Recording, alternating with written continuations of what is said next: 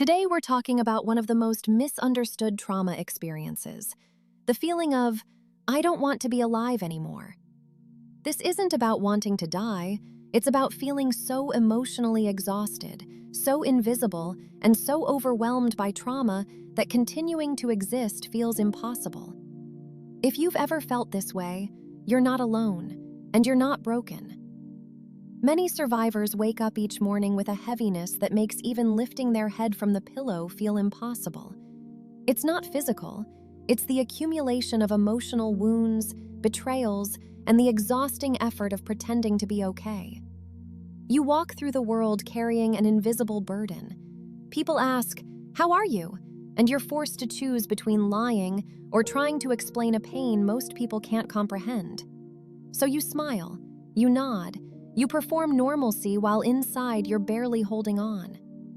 In this state, it becomes frighteningly easy to imagine a world without you, not because you're planning to leave, but because you genuinely believe you don't matter. Even when people say you're important, their words can't penetrate the fog. For many survivors, the only tether keeping them here is their children. They don't want to be in this world, but they can't leave it. This creates a painful limbo, not fully living but unable to escape, and the guilt is crushing, grieving lost time, missed moments, and the parent they desperately want to be. This experience is not about wanting death, it's about no longer feeling capable of living. Survivors may appear functional, working, parenting, doing daily tasks, while inside they feel panic, dread, and hopelessness about their own existence. The future feels overwhelming because they're bracing for the next emotional wrecking ball. One of the most frightening parts is losing the ability to speak about it. A simple text, "How are you?" can feel impossible to answer. This isn't weakness, it's biology. When trauma overwhelms the nervous system, it can shift into a shutdown state called dorsal vagal. In this state, the thinking and language parts of the brain go offline. Researchers call this speechless terror. The experience is so overwhelming that the brain literally cannot form words. So messages go unanswered, adding shame and isolation. Many survivors minimize their trauma. Other people had it worse. I wasn't physically harmed. I'm just too sensitive. This minimization is often shaped by the abuser, who downplayed the harm and made the victim feel dramatic or overreactive. This deepens shame and prevents people from seeking help.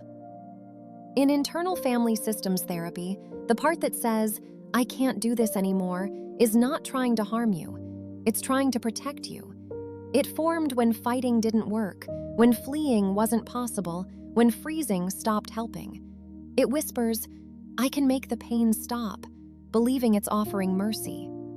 Seeing this part as a protector, not an enemy, helps survivors replace shame with compassion.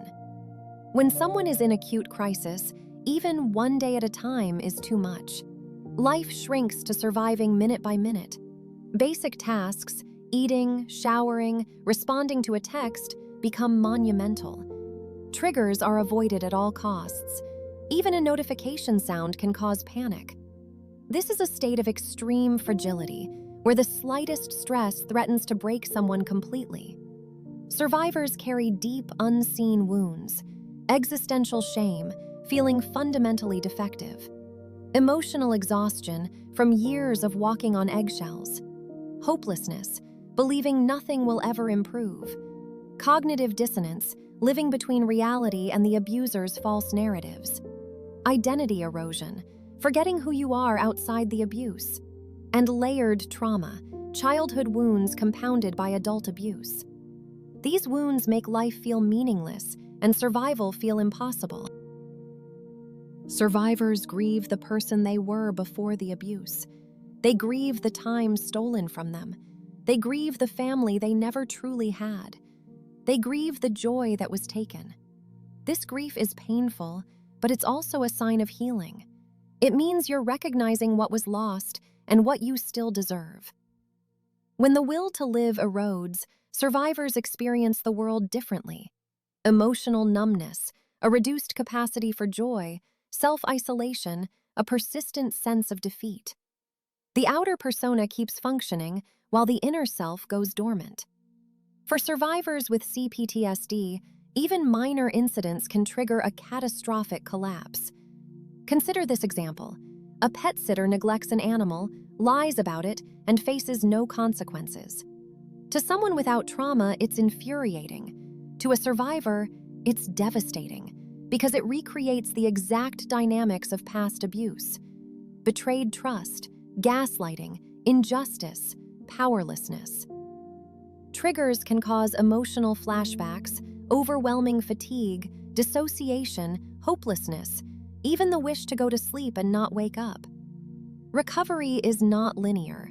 One trigger can temporarily erase months of progress.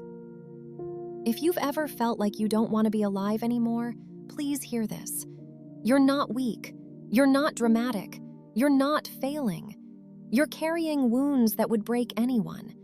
And the fact that you're still here means you're stronger than you realize. Healing is possible, even if it feels out of reach right now. You matter, your pain matters, and your life is worth reclaiming.